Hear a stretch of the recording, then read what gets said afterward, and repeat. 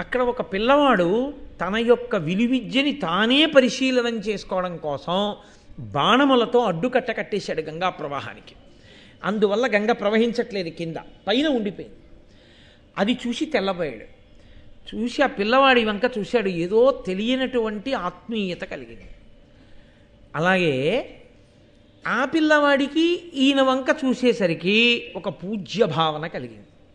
ఇంతలో గంగమ్మ గబగబా వచ్చి, ఈయనేనయ్యా నీ కొడుకు, మహాప్రయోజకుడిగా తీర్చిదిద్దాను. ఈ పిల్లవాడు ఏమేం చదువుకున్నాడో, ఎవరెవరి దగ్గర చదువుకున్నాడో తెలుసా నీకు? సాంగంబులగుచుండ సకల వేదంబులు చదివే వశిష్ఠుతో, సకల ధర్మశాస్త్రాది బహువిధ శాస్త్రముల్ శుక బృహస్పతులు నేర్చిన ఎట్ల నేర్చే, పరమాస్త్ర విద్య అపరశురాముడెంత దక్షుడంతియూ కడు దక్షుడయ్యే, ఆత్మవిజ్ఞానంబునందు సనత్కుమారాదుల ఎట్టివాడు అనఘమూర్తి, ఒప్పు గొనుము వీని ఉర్వీష అని సుతునిచ్చి గంగ సనిన, ఎరిగి తనయు నెమ్మి తోడుకొనుచు నిధిగన్న పేదయప్పోలే సంతసిల్లి భూవిభుండు. ఆ పిల్లవాడు ఎక్కడెక్కడ ఏం చదువుకున్నాడో తెలుసా మీకు అని, సాంగంబులగుచుండ సకల వేదంబులు చదివి వశిష్ఠుతో, వశిష్ఠ మహర్షి దగ్గర వేదాలన్నీ చదువుకున్నాడు. సకల ధర్మశాస్త్రాది బహువిధ శాస్త్రములు శుక్ర బృహస్పతులు నేర్చిన ఎట్ల నేర్చే, శుక్రాచార్యుల వారు బృహస్పతి వీళ్ళిద్దరూ రాక్షస గురువు దేవగురువు, వీళ్ళిద్దరూ సకల ధర్మశాస్త్రములు ఎలా నేర్చుకున్నారో అంత గొప్పగా శాస్త్రములను నేర్చుకున్నాడు. కాబట్టి విద్యయందు బృహస్పతి శుక్రాచార్యుడు, వేదములయందు వశిష్ఠునితో సమానుడు, వశిష్ఠుని యొక్క శిష్యుడు. పరమాస్త్ర విద్య ఆ పరశురాముండెంత దక్షుడు అంతియుకడు దక్షుడయ్యే. అస్త్ర విద్యయందు పరశురాముణ్ణి మించినటువంటి మహానుభావుడు లేడు. ఆ పరశురాముడి దగ్గర ఈయన అస్త్ర విద్య ఎంత నేర్చుకున్నాడంటే, పరశురాముడు ఎంతటి వాడో ఈయన కూడా అంతటి వాడు. యథార్థమునకు పరశురాముడు ఓడిపోయాడు భీష్ముడి చేతిలో, అంతటి మహానుభావుడు. ఆత్మవిజ్ఞానంబునందు సనత్కుమారాదుల ఎట్టి అనఘమూర్తి. ఆత్మజ్ఞానంలో సనత్కుమారుడు మొదలైనటువంటి వాళ్ళు ఎంత ఆత్మజ్ఞానులో, ఎప్పుడు బాలుర్లా ఎలా ఉంటారో అంతటి ఆత్మజ్ఞాని. ఒప్పుగుణము వీని ఉర్వీష అని సుతినిచ్చి గంగ సనిన, ఇదిగోనయా అటువంటి వాడిగా తయారు చేయించాను, ఇంతమంది గురువుల దగ్గర నేర్చుకున్నాడు, ఇదిగో పిల్లాడిని అప్పచెప్తున్నాడు, కొడుకుని తీసుకో అని అప్పచెప్పి గంగ వెళ్ళిపోయింది. ఒక పేదవాడికి పెన్నిది దొరికితే ఎలా సంతోషపడిపోతాడో అలా పొంగిపోయాడు శంతన మహారాజు. పొంగిపోయి ఆ కొడుకుని తీసుకుని అంతఃపురానికి వెళ్ళాడు. ఆ పిల్లవాడిని సింహాసనం మీద కూర్చోపెట్టి యవ్వరాజ్య పట్టాభిషేకం చేశాడు. సంతోషంగా కాలం గడిచిపోతోంది. అసలు ఇక వేరొక స్త్రీ మీద శంతన మహారాజు గారికి కోరికే లేదు. ఈ పిల్లవాడు పెరిగి పెద్దవాడు అవుతున్నాడు కాబట్టి తదనంతర కాలంలో ఈ పిల్లవాడికి ఇంకా పెళ్లి చెయ్యాలి, ఓ మంచి కోడలు రావాలి.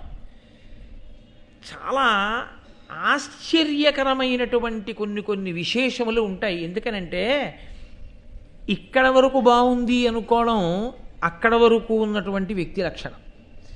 ఆ తర్వాత ఏం జరగబోతోంది అన్న విషయాన్ని, ఆ తర్వాత ఆ వంశంలో ఎవరెవరు ఎలా పుట్టాలి, పుట్టి ధర్మాన్ని ఎలా నిలబెట్టాలి అన్నది చూడవలసిన కర్తవ్యం పరమేశ్వరుడిది, పరదేవతది కదండి.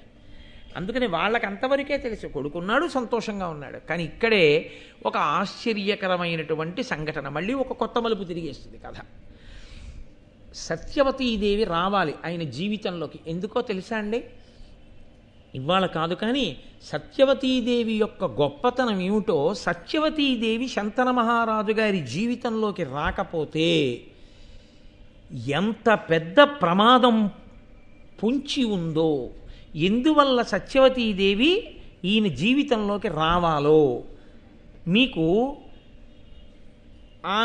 పాండవ జననం జరిగిన తరువాత నేను ఎక్కడైనా నాకు స్ఫురణలోకి ఉంటే అన్వయం చేస్తాను, అప్పుడు మీరు విందురు కానీ ఇక్కడే మీకు ఒక విషయాన్ని చెప్పవలసి ఉంటుంది.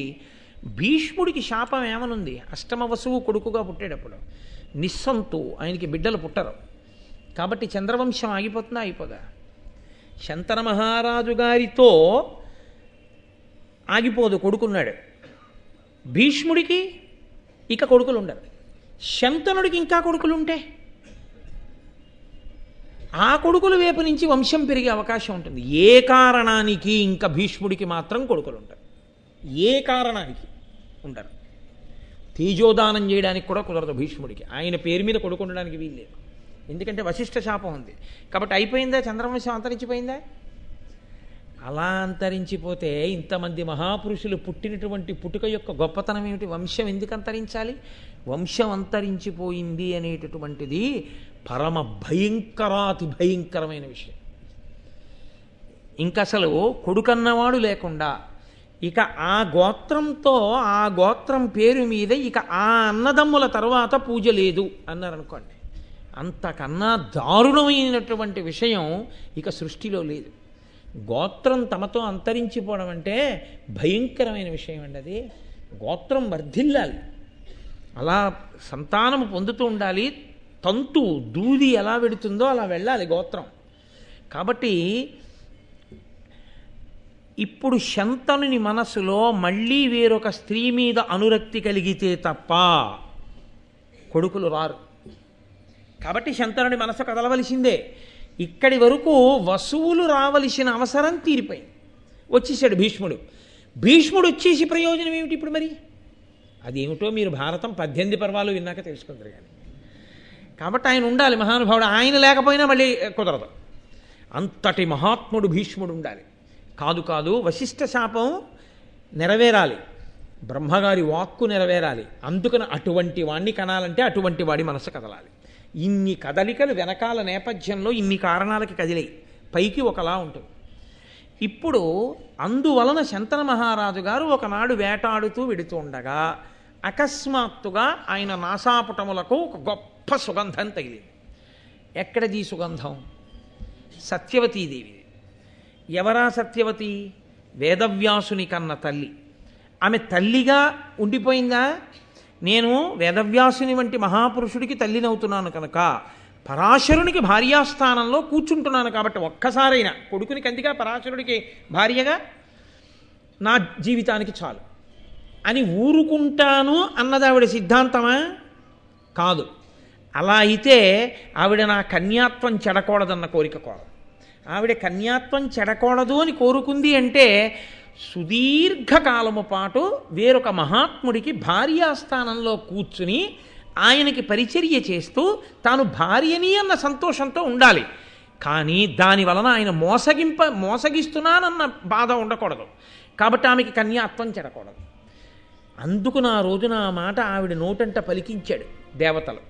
కాబట్టి ఆవిడ ఆ మాట అడిగింది, పరాశర మహర్షి వరం ఇచ్చారు. కాబట్టి సత్యగర్భంలో పుట్టాడు వేదవ్యాసుడు తప్ప మహానుభావుడు ఆయన 10 నెలల నిండో 3 సంవత్సరముల నిండో పుట్టినవాడు కాడాయన. ఆమె కన్యగానే ఉంది కాబట్టి ఆమె భర్త కోసం ఎదురు చూస్తోంది. ఎవరు భర్త కావాలి? ఇది ఎప్పుడో నిర్ణయింపబడింది అన్న విషయం మీకు ఎదర తెలుస్తుంది. ఎలా తెలుస్తుందో మీరే చూద్దురు కానీ. కాబట్టి ఇప్పుడు శంతన మహారాజు గారి యొక్క నాసాపుటములకు ఆ సువాసన తగిలింది. ఒక రాజుకి ఓ సువాసన తగిలితే అబ్బా ఎంత బాగుందో అంటాడండి.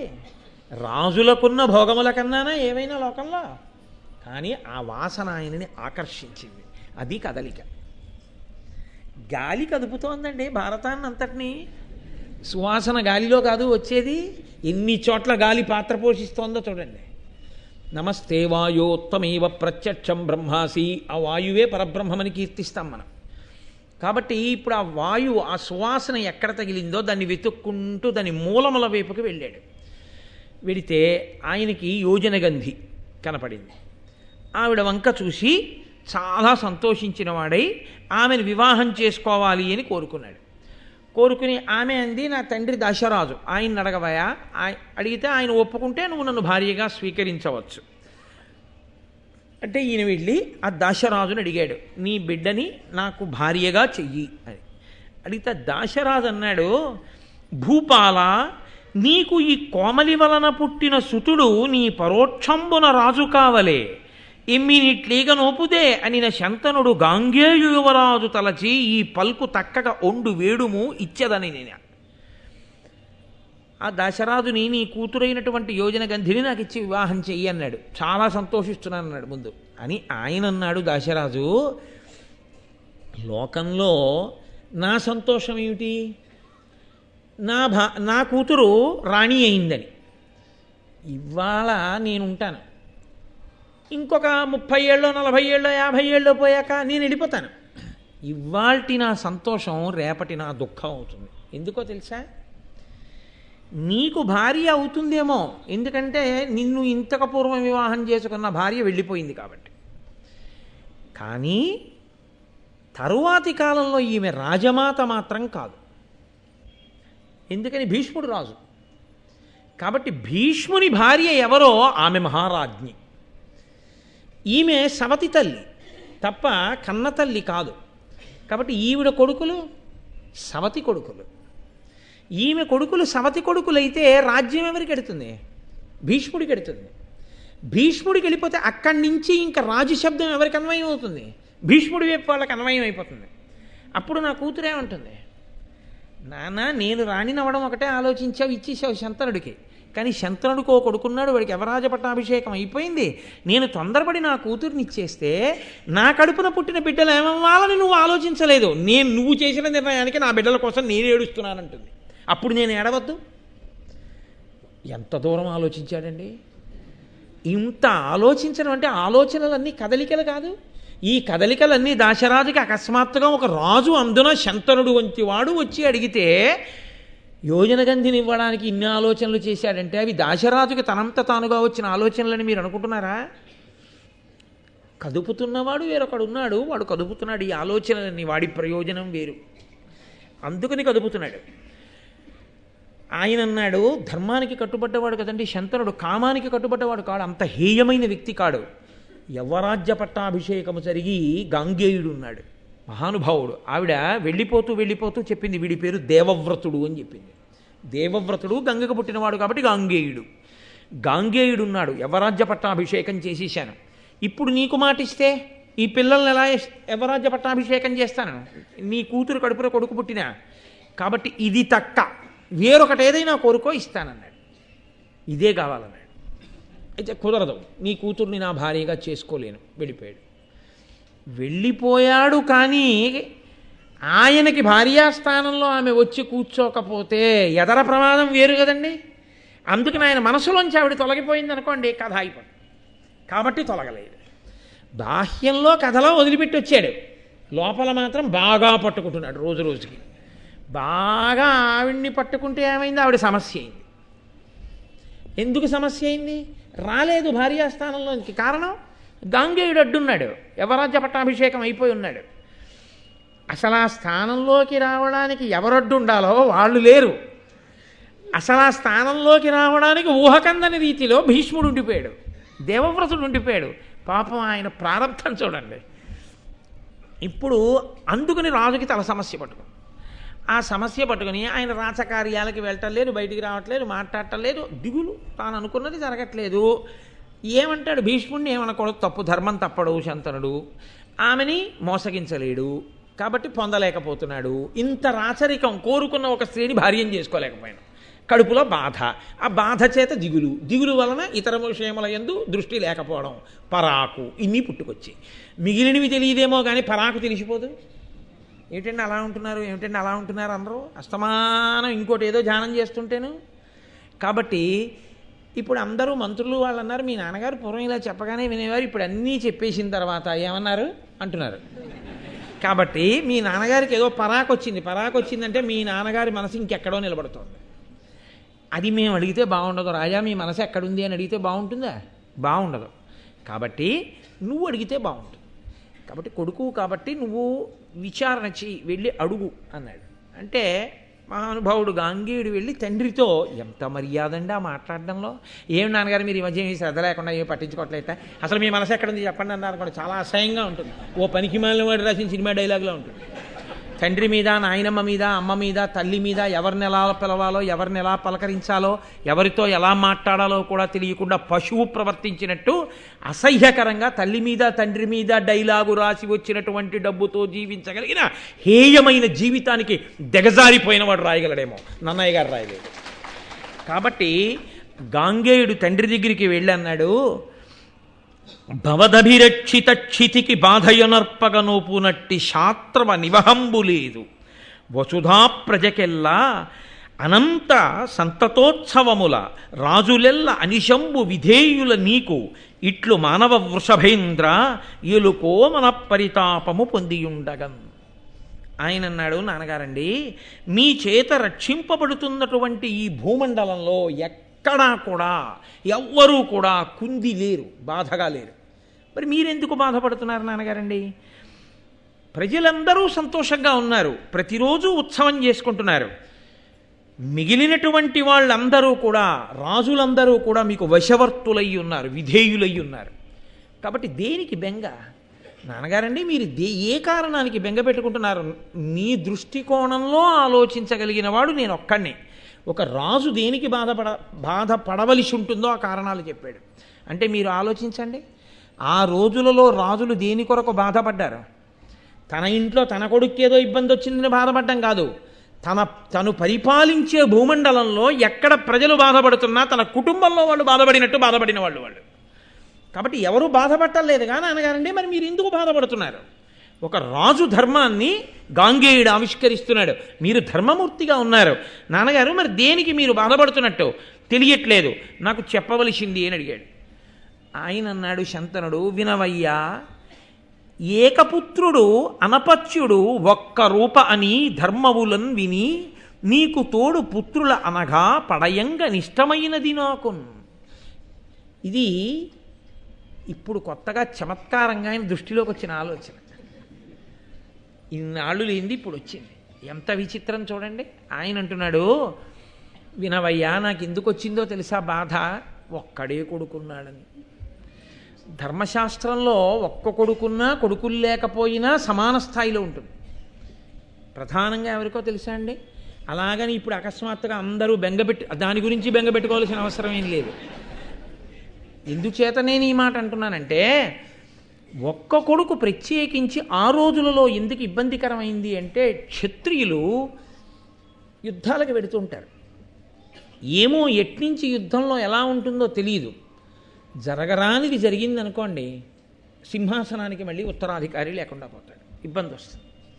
కాబట్టి ఒకరికన్నా ఎక్కువ కొడుకులు ఉండాలి, పైగా ఒకరికొకరు తోడై ఉండే అవకాశం ఉంటుంది. రేపు పొద్దున తను వెళ్ళిపోతాడు. ఓ ఇద్దరో ముగ్గురో కొడుకులుంటే వాళ్ళిద్దరు ముగ్గురు కలిసికట్టుగా ఉండి శత్రువు మీద దండయాత్ర చేయడానికి అవకాశం. రాజు ఇటెడితే అట్నుంచి వస్తారు సాధారణంగా. ఓ ఇద్దరో ముగ్గురో ఉంటే ఓడి ఇటు వెళ్తే ఎవడైనా వస్తే ఓడి అటు వెళ్తాడు.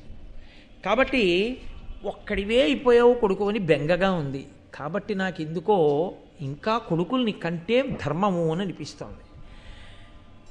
జన వినుత అగ్నిహోత్రంబును సంతానమును వేదములు ఎడతెగగా జన ఉత్తమ వంశజులకు ననిరి మహాధర్మ నిపుణులైన మునీంద్రుల్.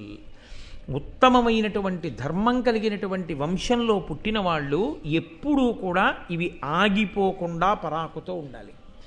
ఏవి? అగ్నిహోత్రంబును. నేను మీతో మనవి చేశాను కదూ, తండ్రి గారి అగ్నిహోత్రంలోంచి తన వివాహం అవుతున్నప్పుడు అగ్నిహోత్రాన్ని వెలిగిస్తారు. వెలిగించినప్పుడు ఆ అగ్నిహోత్రం మళ్ళీ ఎప్పుడు ఇంకా ఆగిపోవడం, ఆయన శరీరం పడిపోయినప్పుడు ఈ అగ్నిహోత్రాన్నే పట్టుకెళ్ళి వెలిగించి ఈయన శరీరాన్ని అగ్నిహోత్రంలో దహనం చేసేస్తారు. అప్పటి వరకు అగ్నిహోత్రం అలా వెలుగుతూనే ఉండాలి తప్ప అగ్నిహోత్రం ఆరిపోకూడదు. కాబట్టి అగ్నిహోత్రంబును సంతానమును, సంతానం పిల్లలు లేకపోతే పీడపోయారన్న మాట అసలు అననే అనకూడదు. కాబట్టి సంతానంబును వేదములు, వేదము ఎప్పుడూ వినపడుతూనే ఉండాలి. అందుకే వేదం నువ్వు చదువుకోక్కర్లేదు, వేదం చదువుకున్నవాడు కనపడితే ఓ నమస్కారం చేసి ఓ పన్నం చదివించుకుని నువ్వు ఓ తాంబూలం ఇచ్చి పంపించాలి. దాని వలన వేదం చదువుకోవాలనే ఉత్సాహం లోకంలో నిలబడుతుంది తప్ప వేదం అందరూ చదవక్కర్లేదు. వేదం చదివిన వాళ్ళని గౌరవించడం మాత్రం నేర్చుకోవాలి. అప్పుడు వేదము అనుశ్రుతంగా నడుస్తుంది, వేదము ప్రమాణము.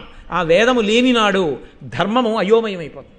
కాబట్టి వేద ప్రమాణము నిలబడాలి అంటే వేదము చదువుకున్న వాళ్ళని ప్రోత్సహిస్తూ ఉండాలి, కాదు నమస్కరిస్తూ ఉండాలి. కనుక వేదములు ఎడతెగగాజన ఉత్తమ వంశజులకు, ఇవి ఎప్పుడూ ఆగిపోకుండా వెళ్ళవలసినటువంటి విషయాలు ఉత్తమ వంశంలో పుట్టిన వారికి. అనిరి మహాధర్మ నిపుణులైన మునీంద్రులు, మహాధర్మ నిపుణులైన మునీంద్రులు ఈ మాట అన్నారు. కాబట్టి నాయన, నీతో ఏదైనా పరాకు కలిగితే, జరగరానిది జరిగితే మన వంశం ఆగిపోకూడదు కదూ. అందుకని కొడుకుల్ని కనాలి అని నేను అనుకుంటున్నాను. పైగా నీవు అస్త్ర శస్త్ర విద్యా కోవిదుడవు, రణములందు క్రూరుడవు, అరివిద్రావణ సాహసికుండవు కావున నీ యునికి నమ్మగా నేరనెదన్. నేను కొన్ని కారణాల చేత నువ్వు ఒక్కడివే ఉండడం విషయంలో ధైర్యంగా ఉండలేకపోతున్నాను. ఎందుకో తెలుసా? నీవు అస్త్రశస్త్ర విద్యా కోవిదుడవు.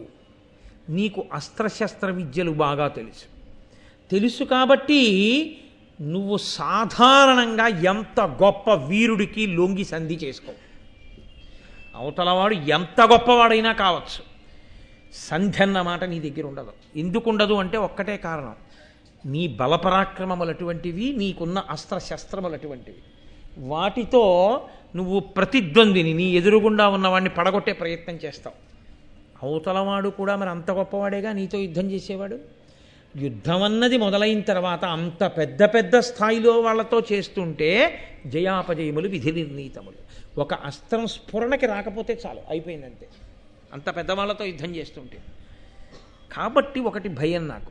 2, రణములందు క్రూరుడవు.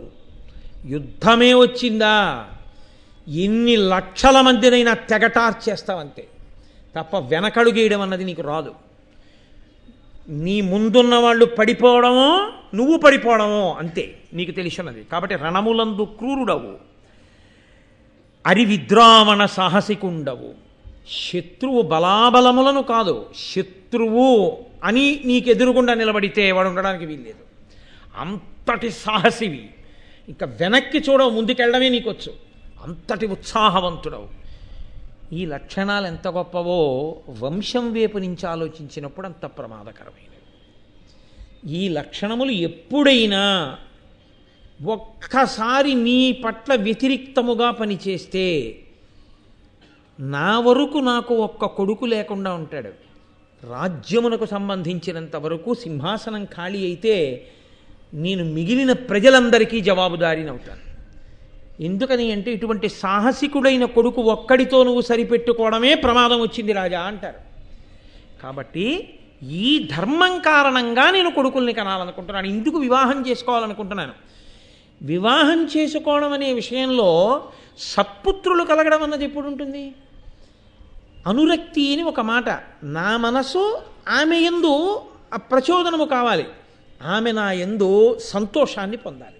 ఒండరులు ప్రీతి పొందిన వారైతే ఇద్దరికీ ఒకరి పట్ల ఒకరికి సంతోషం ఉంటే సత్సంతానము కలుగుతుంది. భార్యాభర్తల మధ్య అన్యోన్యత లేకపోతే, భార్యాభర్తల మధ్య పరస్పరానురాగము లేకపోతే, భార్యాభర్తలు విముఖులైతే భార్య ఎంత గొప్పదైనా భర్త ఎంత గొప్పవాడైనా తేజోవంతమైన సంతానము జన్మించదు. రామాయణంలో కూడా ఉంది ఈ విషయం ఒక చోట. కాబట్టి అనురక్తి ప్రధానమై కూర్చుంది. సత్సంతానం పుట్టాలంటే ఏదో భార్యని స్వీకరించడం, ఏదో సంతానాన్ని కండం నా ఉద్దేశ్యం కాదు. ఇంతమంది స్త్రీలు ఉన్నారు రాజ్యంలో, ఇంతమంది కన్యలు ఉన్నారు, నా మనసు లగ్నం అవ్వదు, నా మనసు అసలు అలా ఆలోచించదు. ఎందుకనో ఒక్కసారి నా మనసు ఒక్క కన్య మీద లగ్నమైంది. లగ్నం అయింది కాబట్టి ఆమె వలన సత్సంతానం కలుగుతుంది. కానీ వాళ్ళ తండ్రి పిల్లనివ్వడానికి ఇష్టపడలేదు అంతవరకు. అది నా సమస్య. వెళ్ళిరా. ఎందుకు ఇవ్వలేదన్న విషయాన్ని చెప్పలేదు శంతనుడు. ఎందుకని? అక్కడికి వచ్చేటప్పటికి ఆయన ఎంత సున్నిత హృదయుడో మీరు అర్థం చేసుకోవాలి. ఆయన కేవలం కామవ్యామోహంతో ఏదో పెళ్ళాన్ని తెచ్చుకోవడం ఆయన కోరిక కాదు, అలా అయితే గంగ వెళ్ళగానే తెచ్చుకోగలడు. అది కాదు ఆయన ఉద్దేశ్యం. ధర్మమునకు కట్టుబడ్డాడు, అటు ఇటు కూడా. ఇది కొడుకుతో అనకూడని మాట కాబట్టి ఊరుకున్నాడు. నీకు రాజ్యం ఇవ్వకూడదంటున్నారా, తన కడుపున పుట్టిన పిల్లాడికి రాజ్యం ఇస్తే ఇస్తానంటున్నారా అని అన్నాడు అనుకోండి. కొడుకుని తండ్రే ఆ మాట అంటే, కొడుకు నాన్నగారండి మీ సుఖం కన్నానా అన్నాడు అనుకోండి, తన చేత్తో తాను కొడుకు సుఖాన్ని తీసేసిన వాడు అవుతాడు. అందుకని ఏమీ అనలేదు శంతన మహారాజు గారు. ఆయన పాపం అంత ఆప్యాయత ఉన్నవాడంతటి ధర్మాత్ముడు. కానీ గాంగేయునకు అనుమానం వచ్చింది. ఇంతటి మహానుభావుడు ఈయనకి పిల్లనివ్వడానికి ఎవరికి అనుమానం వచ్చింది? ఎవరా పిల్ల? విచారణ చేశాడు. విచారణ చేసి ఈయన దాశరాజు దగ్గరికి వెళ్ళాడు. వెళ్ళి ఆ దాశరాజుని అడిగాడు, ఏమయ్యా నీకేమిటి అభ్యంతరం మా నాన్నగారికి నీ కూతుర్ని భార్యగా ఇవ్వడానికి? ఇచ్చి వివాహం చేయి, నా తల్లిగా ఆమెని తీసుకెడతానన్నాడు. అంటే దాశరాజు మళ్ళీ అదే మాట చెప్పాడు, వినుమైనను సాపత్యంబున దోషము కలదు దీన అదియును నీచేతన సంపాద్యము నీ వలిగిన అడ్డమే పురహరాజకేశవులైనన్. భీష్ముడు అంత పరాక్రమం ఉన్నవాడు అవడమే ఆయన జీవితానికి శాపమై కూర్చుంది, అంత చదువుకోవడమే. దాశరాజు అన్నాడు, ఏ కారణానికి పిల్లనివ్వవు మా నాన్నగారి కనుక అడిగావు? నువ్వే కారణం పిల్లనివ్వకపోవడానికి. మా అమ్మాయి నీకేమవుతుంది పిల్లనిస్తే? పినతల్లి అవుతుంది, సవతి తల్లి అవుతుంది, తల్లి కాదుగా. ఆమెకి పుట్టిన బిడ్డలు ఏమవుతారు? సవతి బిడ్డలు కదూ అవుతారు. రాజ్యం ఎవరికి పెడుతుంది? నీకు కదు పెడుతుంది. ఆమె సవతి తల్లి, నువ్వు రాజు. ఏమిటి ఆవిడికి శాంతి? ఏమిటి ఆవిడికి భద్రత? రేపు ఏదైనా జరగరానిది జరిగిన తర్వాత రాజుకి ఆవిడ పరిస్థితి? సొంత తల్లి కాదుగా. కాబట్టి నువ్వు శత్రురుణం ఉంచుతావా? ఏమో నీ కూతురు కడుపున పుట్టిన వాళ్ళే నన్ను నిర్జించగలిగిన వాళ్ళు అవుతారేమో అంటావేమో. నీ ముందు పురహరాజకేశవులైనన్ బ్రహ్మ, విష్ణువు, శివుడు ముగ్గురు వచ్చి నీ ఎదురుగుండా నిలబడితే నిన్ను గెలవలేరు నాకు తెలుసు. కాబట్టి నా కూతుర్ని నీకు సవతి తల్లి స్థానంలోకి పంపించడమే ప్రమాదం అంతా. నువ్వే ఇబ్బంది, నీ వల్లే ఇవ్వట్లేదు పిల్లనన్నాడు. అనగానే ఆయన అన్నాడు, మహానుభావుడు, ఆయన చుట్టూ సామంతరాజులు, మంత్రులు అందరూ ఉన్నారు. ఆ పిల్లని అడగడానికి వెళ్ళినప్పుడు మర్యాదతో కదండి వెడతారు, పెద్దలతోటి. ఆయన అన్నాడు, వినుడు ప్రసిద్ధులైన పృథివీపతులిందరునే గురు ప్రయోజనమున చేసి తిన్ సమయ సంస్థితి ఈ లలితాంగికి ఉద్భవించిన తనయుండ రాజ్యము చేయగనర్హుడు వాడు మాకు ఎల్లను పతి వాడా కౌరవ కుల స్థితికారుడు ఉదార సంపదన్. అంతే, ప్రతిజ్ఞ చేసేశాడు. ఆయన పితృభక్తి అటువంటిది, మహానుభావుడు. క్షణం ఆలోచించలేదు. తన గౌరవం, తన జీవితం అసలు ఆయన ఆలోచించలేదు. నాన్నగారి కోరిక తీరాలంతే. ఎంత పితృభక్తి పరాయణుడు మహానుభావుడు. ఆయన చదువుకున్న ధర్మాలు అటువంటివి పెద్దల దగ్గర. ఇదిగో ఇంతమంది పృథివీపతుల ఎదురుగుండా నేను ప్రమాణం చేస్తున్నాను, నా తండ్రి యొక్క ప్రయోజనం కోసం నువ్వు నీ పిల్లని కానీ మా తండ్రికి ఇచ్చి వివాహం చేస్తే నీ కుమార్తె కడుపున పుట్టినటువంటి పిల్లవాడే ఈ కురు సామ్రాజ్యమునకంతటికీ అధికారి, అతడే సింహాసనం మీద కూర్చుంటాడు. నేను అతనిని అనువర్తిస్తాను, అతనికి సేవలు చేస్తాను. ఆయన కర్మ అండి. ఏమి పితృభక్తి, ఏమి మహాపురుషుడు, ఏమి ధర్మం నిజంగా. నేను ఆయనని అనువర్తిస్తాను, మేమందరం అనువర్తిస్తాను. నా బలమంతా దేనికి ఉపయోగపడుతుందంటే నేను నాతో పాటు అందరము ఆ సింహాసనం మీద కూర్చున్న అతనికి సేవలు చేయడానికే ఉపయోగపడుతుంది. అతనే కురు సింహాసనమునకు ఉత్తరాధికారి. కాబట్టి నీకు భయం లేదుగా ఇప్పుడు మీ అమ్మాయిని మా నాన్నగారికి అంటే. దాశరాజు అన్నాడు, నీ వకిల ధర్మవిదుడవు కావున నీకిట్లా చేయగా దొరకొనియన్ భావి భవత్సుతులు ఇట్టిరే నీవు నీ విహిత స్థితియు సలుప నేర్తురే అని నన్ను. మంచిదే, ఎంత ధర్మాత్ముడివి. తండ్రి కోసం సింహాసనం వదిలేశావు, బాగుంది. మా అమ్మాయిని మీ నాన్నగారికి ఇచ్చి వివాహం చేస్తాను, మా అమ్మాయికి పిల్లలు పుడతారు, ఒకడిని తీసుకెళ్ళి సింహాసనం మీద కూర్చోబెడతారు, నీకు పిల్లలు పుడతారు. నీ వరకు ఊరుకుంటావేమో, నా కూతురికి పుట్టినటువంటి కొడుకుకి పుట్టిన పిల్లలు సింహాసనం మీద కూర్చోకుండా నీకు పుట్టిన పిల్లలు అడ్డం రారని నమ్మకం ఏంటి? నువ్వు పాటించిన ధర్మం నీ పిల్లలు ఎందుకు పాటిస్తారు? మా నాన్నగారంటే సింహాసనం వద్దన్నారు కానీ మేమెందుకు వద్దంటామంటే పెద్దవాడి బిడ్డలు వాళ్ళకే రాజ్యం పెడుతుంది. పైగా పరాక్రమవంతుడివి నువ్వు, నీ పోలికలే వాళ్ళకు వస్తాయి.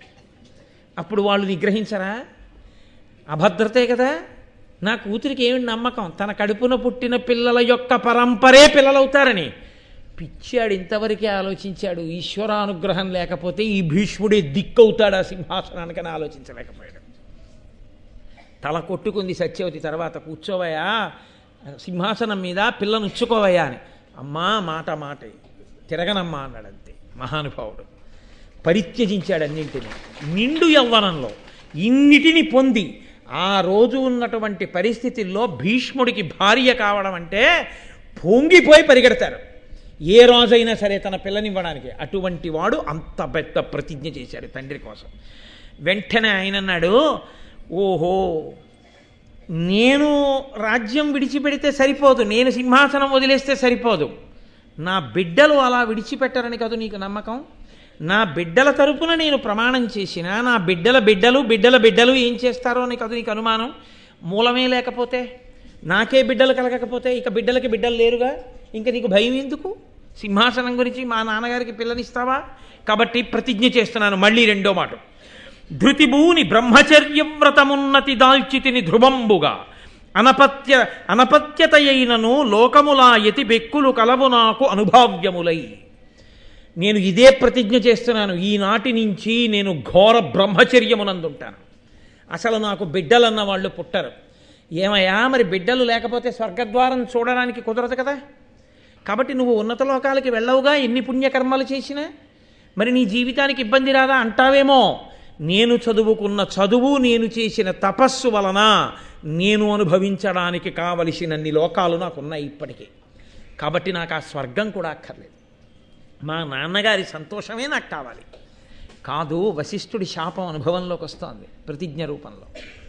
బిడ్డలు ఉండకూడదని కదా శాపం. ఆయన నోటి వెంటే ప్రతిజ్ఞ చేసేశాడు. చేసి నేను బ్రహ్మచారిగా ఉండిపోతాను, ఇస్తావా పిల్లని? అయ్యో, పరమ సంతోషంగా ఇచ్చేస్తానన్న. అనగానే ఆయన మీద పుష్పవృష్టి కురిపించారట దేవతలు, ఋషులు అందరూ. తండ్రి కోసం, ధర్మం కోసం సుఖాన్ని విడిచిపెట్టి లోకంలో ఎవడైనా ఏదైనా విడిచిపెట్టేవాడు ఉంటాడు. ఒకటి, ఇంత ఐశ్వర్యాన్ని విడిచిపెట్టడం. రెండు, అసలు సంసారమే అక్కర్లేదని చెప్పి ఇన్ని ఉన్నా తనకి భార్య అక్కర్లేదని బ్రహ్మచర్యంలో ఉండిపోవడం. ఇది సామాన్యమా? కాబట్టి అంతటి మహానుభావుడయా ఈ భీష్ముడని ఆయన మీద పూలజల్లు కురిపించారు. అమ్మ రామ్మ అన్నాడు. సత్యవతీదేవిని రథం ఎక్కించుకున్నాడు. ఎక్కించుకుని తీసుకొస్తున్నాడు. దాశరాజు అన్నాడు, నాకు ఈ విషయం నా కూతురు శంతన మహారాజుకే భార్య అవుతుందని ఎప్పుడూ తెలుసు. ఎలా తెలుసని అడిగాడు. ఉపరిచర వసువు నాకు వచ్చి చెప్పాడు. అందుకే నేను అసిత వంశంలో పుట్టినటువంటి దేవలుడు అడిగినా నా పిల్లనివ్వలేదు అన్నాడు. ఎవరి ఉపరిచర వసువు? మీరు మరిచిపోకూడదు.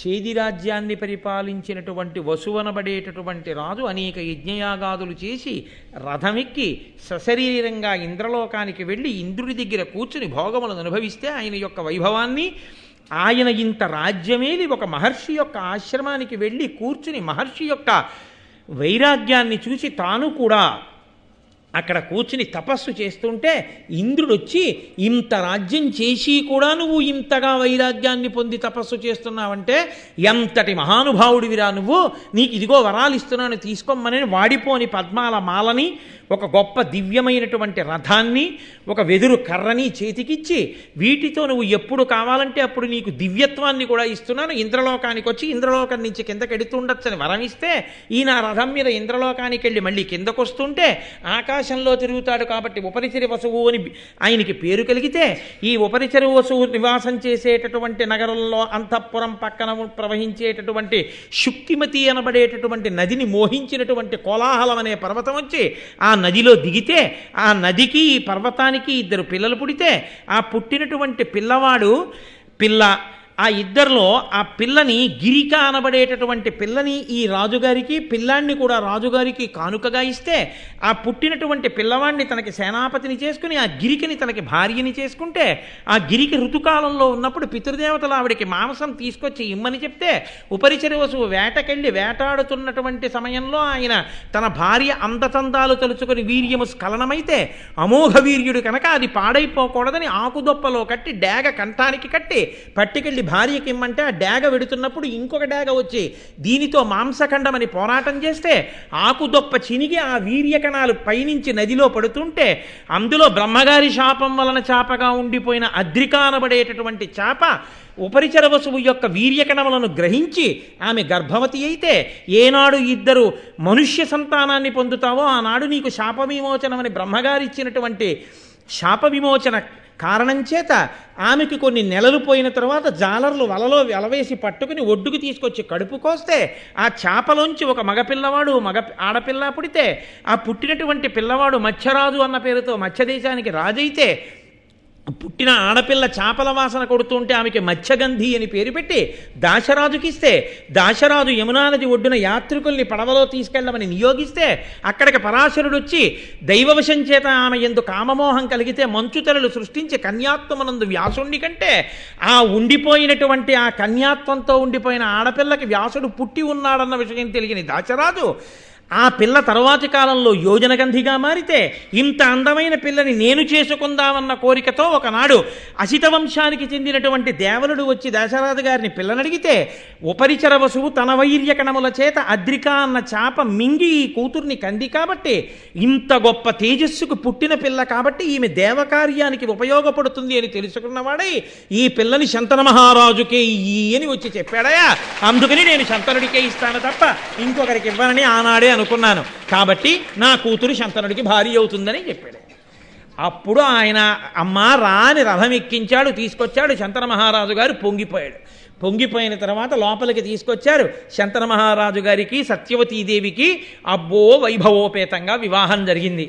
తండ్రి పొంగిపోయి ఆ వయసులో కొడుకు పెళ్లి చేసుకుని కోడలతో వచ్చి నమస్కారం చేస్తే తాను అక్షతలు వెయ్యవలసిన వాడు కొడుకు ఘోరమైనటువంటి బ్రహ్మచర్య వ్రతదీక్షబోని తండ్రికి భార్యని తీసుకొచ్చి ఇచ్చి తాను బ్రహ్మచారిగా నిలబడి నాన్నగారి పక్కకి భార్య చేరిందని సంతోషపడిపోతున్న ఆ కొడుకుని చూసి, నాయనా ఎంత గొప్ప త్యాగం చేశావురా, నీవు కోరుకుంటే తప్ప మృత్యువు నిన్ను గ్రసించలేదు, మృత్యువు కూడా నిన్నేం చేయలేదు, నువ్వు ఏనాడు శరీరం విడిచిపెడతాననుకుంటావో ఆనాటి వరకు నీకు మరణం లేదు. కాబట్టి ఆనాడు వశిష్ఠుడిచ్చిన శాపవాక్కు ఈనాడు తండ్రి గారి యొక్క వరంగా మారింది. దీర్ఘాయుష్మంతుడయ్యాడు. కానీ వ్యక్తిగత జీవితం తర్వాత 18 పర్వాల్లో చూద్దురు. కానీ ఏమి భీష్ముడు, ఏమి మహానుభావుడు. చాలు, భీష్ముడు అంత భీష్మించి ప్రతిజ్ఞ చేశాడు కాబట్టి దేవవ్రతుడు గాంగేయుడు భీష్ముడయ్యాడు. భీష్ముడు వేదాన్ని అంతగా అనువర్తించి మహానుభావుడు ఆచరించాడు కాబట్టి భీష్మాచార్యుడయ్యాడు. అటువంటి భీష్మ జననము, ఆయన భీష్మించినటువంటి ప్రతిజ్ఞాస్వరూపమును ఈరోజు మీకు వినిపించి ఉన్నాను. ఇంత గొప్ప ఘట్టం దగ్గర ఇంకా ఎందుకో నా మనసు ఇవాళ శంతన మహారాజు గారికి మళ్ళీ కొడుకులు పుట్టారు అన్నమాట గొప్పదే అయినా నేను ఇవాళ భీష్ముడి వంటి కొడుకు యొక్క ఔన్నత్యాన్ని చెప్పిన నోటితో ఇవాళ నేను తర్వాతి కథని చెప్పలేను, రేపు చెప్తాను. కాబట్టి రేపిక అద్భుతమైనటువంటి ధర్మ సూక్ష్మములతో కూడిన ఘట్టాలు పాండవులు ఉదయిస్తరిహ. కాబట్టి మిగిలిన విషయాన్ని రేపు సాయంకాలం 6:30 తిరిగి కలుసుకుందాం. మంగళాశాసన పరై పదాచార్య పురోగమై సర్వైశ్చ పూర్వైరాచార్యై సత్కృతాయాస్తు మంగళం. ఒక చాలా చాలా ముఖ్యమైన విషయం మీ అందరూ తరించే అవకాశం గురించి నేను ఒక్కటి మాట్లాడతాను. 2 నిమిషాలు ఒక్కసారి ఉండండి. ఉమాకాంతాయ కాంతాయ కామితార్థప్రదాయినే శ్రీగిరీశాయ దేవాయ మలినాథాయ మంగళం. కరచరణకృతం వా కర్మవాక్కాయజం వా శ్రవణనైనజం వా మానసం వాపరాధం విహితం వా సర్వమేత్తక్షమస్వ శివ శివ కరుణాబ్ధే శ్రీ మహాదేవ శంభో. సర్వం శ్రీ ఉమామహేశ్వర పరబ్రహ్మార్పణమస్తు. స్వస్తి.